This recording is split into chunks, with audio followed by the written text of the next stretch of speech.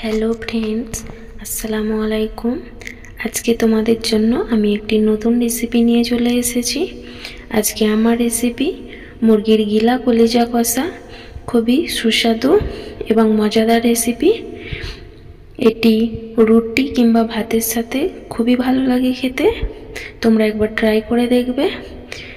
আমি এখানে 1 কেজির মতো মুরগির গিলা কলিজা নিয়েছি এবং ভালোভাবে ধুয়ে পরিষ্কার করে নিয়েছি। আমি এখানে একটি মশলা বানাবো। এই উপকরণগুলো নিয়েছি, এগুলো আমি শুকনো খোলায় নেড়ে নেব।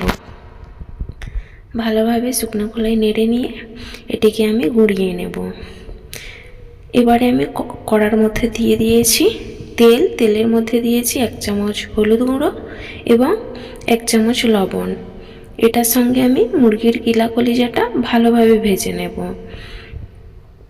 এটা ভালোভাবে ভেজে নিলে এর মধ্যে যে কাঁচা স্মেলটা থাকে সেটা চলে যাবে।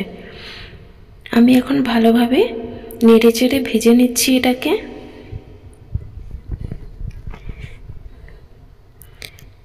এটাকে আমি প্রায় 7 মিনিট ধরে ভেজে নিয়েছি।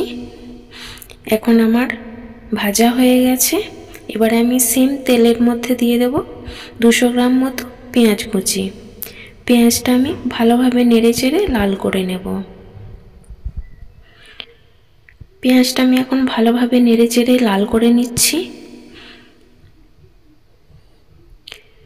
পেঁয়াজটা আমার এখন লাল করে নেওয়া হয়ে গেছে। এর মধ্যে আমি দিয়ে দেব আদা রসুন বাটা। আদা রসুনটা ভালোভাবে নেড়ে চেড়ে নেব যতক্ষণ না আদা রসুনের কাঁচা স্মেলটা যাচ্ছে। আমার ভালোভাবে নেড়ে চেড়ে নেওয়া হয়ে গেছে। এর মধ্যে দিয়ে দিলাম 1 চামচ হলুদ গুঁড়ো, 2 চামচ লঙ্কার গুঁড়ো আর 2 চামচ জিরার গুঁড়ো আর স্বাদ মতো লবণ দিয়ে দিলাম। এখন এই মশলাটা ভালোভাবে আমি নেড়ে চেড়ে কষিয়ে নেব।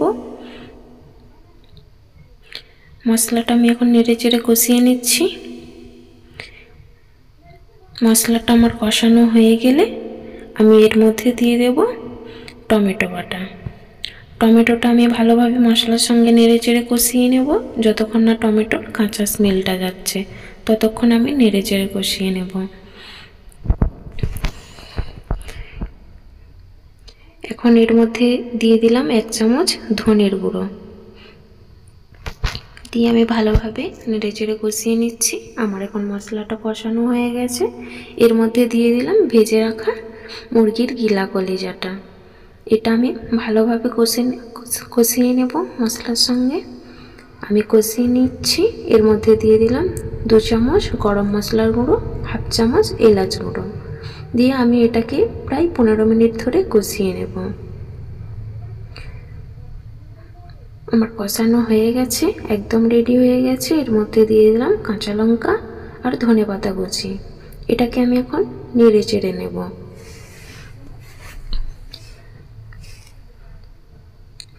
এটা আমি এখন কিছুক্ষণের জন্য চাপা দিয়ে লো ফ্লেমে রেখে দেব।